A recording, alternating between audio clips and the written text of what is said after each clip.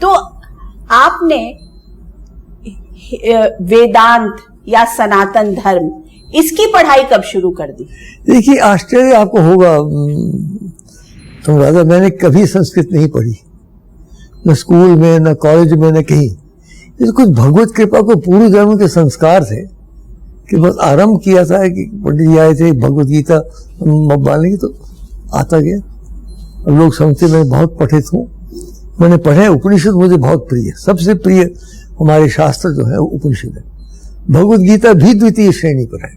अच्छा। हाँ, भगवत गीता जो है वो स्मृति है, श्रुति नहीं है। अच्छा, स्मृति है। स्मृति है, श्रुति जो है वो प्रथम श्रेणी के ऊपर होता है और स्मृति होती है वेदांत, उपनिषद। जो तो वेदाहमितं पुरुषं महांतं आदित्य वर्णम तमसः परस्तात् तमेव विदित्वाति मृत्युमेति नान्यः पंथा विद्यते। क्या कहें, एक से एक उपनिषद अद्भुत है जी।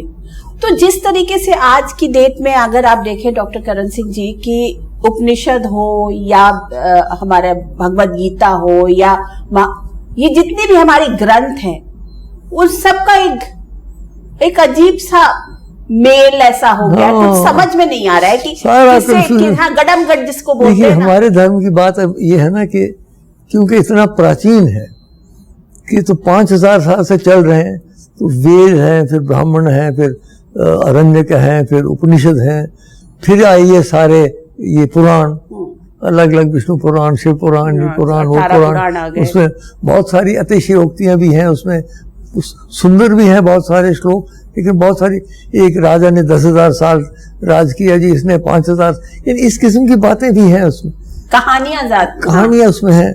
और फिर उसके बाद और कई सारे ग्रंथ आए हैं, मनुस्मृति आ गई, फिर ये आ गया, वो आ गया, इसलिए ये सारा घमचोल हो गया। अब तो इसमें मैं मानता हूं कि जहां तक तो समाज का सवाल है, वो तो संविधान हमारा सामने, और संविधान सर्वमान्य है, सब मानते हैं उसको, जो बदल भी सकते हैं, ऐसा भी नहीं। देखिए कैसा संविधान बनाया कि जो बदल भी सकते हैं, 100 बार बदल चुका है, अमेंडमेंट हो चुकी है, लेकिन उसका महत्व है। और जहां तक फिर अपने व्यवहार, मैंने किताबें लिखी हैं, अभी मेरी लेटेस्ट किताब है सनातन धर्म, द इटर्नल रिलीजन जी। तो एक कोई यंगस्टर हो, समझिए कि 14 साल से लेके 18 साल 20 साल का, जो कि आज का बच्चा पैदा हुआ पढ़ा लिखा हो, उसने एक अलग तरीके की दुनिया, उसने शायद धर्म के नाम पर कर्म कांड को देखा हो, वो भी है, उसको क्या समझना चाहिए, धर्म को उसे कैसे लेना चाहिए? देखिए, ये जो आपने प्रश्न पूछा ना, ये तो इस इंटरव्यू में मैं नहीं बता सकता हूँ आपको। ये तो मैंने एक बात और बताऊं, संसद टीवी के लिए आपने नहीं देखा होगा, वो मैंने एक सीरीज एंकर की, एकम सत, ऋग्वेद का वाक्य है, एकम सत विप्रा बहुधा वदंती, सच्चाई एक है, उसे अभिव्यक्त करने के बड़े मार्ग हैं अलग अलग। एकम सत करके मैंने यही इसी कमरे में स्वयं बोला, और हर एक जो धर्म हमारे देश में है, 12 धर्म है, उन सब के लोगों को प्रस्तुत किया वो बात कर, ताकि वो अपने अपने धर्म की बात कर सके। तो हिंदू धर्म जो है बहुत अद्भुत है, इसमें इतनी शक्ति है, मगर इसका दुरुपयोग नहीं होना चाहिए जी। तो वही बात है, मैं इसीलिए डॉक्टर करण सिंह से ये पूछना चाह रही हूँ कि अगर बच्चों को ये बात कहा जाए तो क्या कहा जाए कि वो अपने धर्म को किस तरीके से समझें, क्योंकि एक तो मीडिया इतना बढ़ गया है, डिजिटल मीडिया है, इतने फिर तरीके तरीके के सोसाइटी में प्रयोग भी होते रहते हैं, तो और पॉलिटिक्स का धर्म के अंदर आ जाना भी है, तो उसको कोई बच्चा कैसे समझे, मेरी बेटी कैसे समझे ये बात कि मुझे धर्म, मेरे लिए धर्म क्या है, मैं धर्म को कैसे समझूं, मैं कर्मकांड समझूं, जो घर में पूजा आरती होती, घंटा बजाया जाता है, वो धर्म है? देखिए, धर्म के बहुत सारे अंग हैं, जो घंटा बजाया जाता है वो भी धर्म ही है, वो भी श्रद्धा के साथ बजाना चाहिए। श्रेष्ठ धर्म क्या है? श्रेष्ठ धर्म तो है, श्रेष्ठ धर्म मैं तो मानता हूँ वो तो फिर उपनिषद का ज्ञान है। लेकिन सब कोई तो इतने इवॉल्व नहीं होते हैं ना डॉक्टर सिंह। भाई अगर हम ये समझ ही जाएं, पूछ भी रहे हैं कि श्रेष्ठ धर्म क्या है, इसलिए फिर कहते हैं कि वो समझ ही नहीं सकता। मैं आपको बार बार ये इसलिए बोल रही हूँ, मैं यंगस्टर्स को ये बताना चाहती हूँ आपके माध्यम से कि वो धर्म को किस तरीके से समझें। सबसे पहले तो 2-3 बातें हैं। अपनी भाषा ठीक रखें। घट घट में तो रे साईं बसत है, कटु वचन मत बोल रहे। जो भाषा हमारी बिगड़ गई है आजकल समाज में और राजनीति में भयंकर तौर पे ऊपर। दूसरा, माता पिता की इज्जत करें। जरूरी नहीं कि उनकी बात माने, लेकिन उनकी इज्जत करें। तीसरा ये, किसी के साथ नफरत न करें।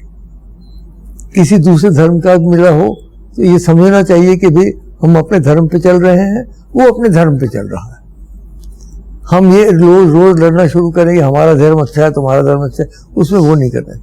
चौथी बात, हिंसा बिल्कुल नहीं करनी चाहिए। हिंसा जो करते हैं आजकल बच्चे एक दूसरे को मार रहे हैं, आपने देखा होगा स्कूल में। तो ये 4 इसके व्यवहार की बातें अगर सिखाई जाएं, यही धर्म का आधार है। इसमें मैं उपनिषद में न जाऊं और ब्रह्म क्या है और आत्मा क्या है और आत्मा ब्रह्म को मिलाने का क्या तरीका है, वो अलग बात है। लेकिन ये अपना व्यवहार अगर बच्चों को सिखाया जाए कि व्यवहार अच्छा रखो, अपने आप को स्वस्थ रखो, अपने आप को भाषा अच्छी रखो, भाषा भी साफ हो, हमारा रहना सहना भी हो, बड़ा फर्क पड़ेगा। नफरत मत करो।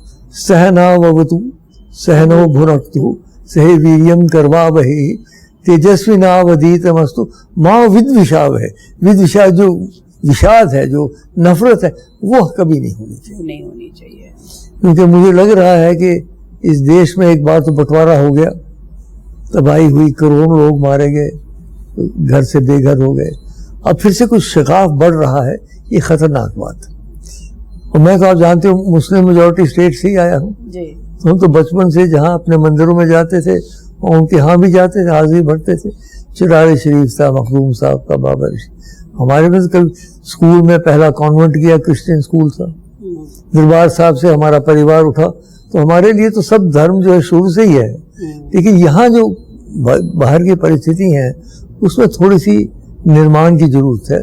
और समाज के जो नेता हैं और राजनीतिक नेता, उनका ये दायित्व बनता है कि इस किस्म की जो वैल्यू सिस्टम है वो उसको आगे बढ़ाए। जी।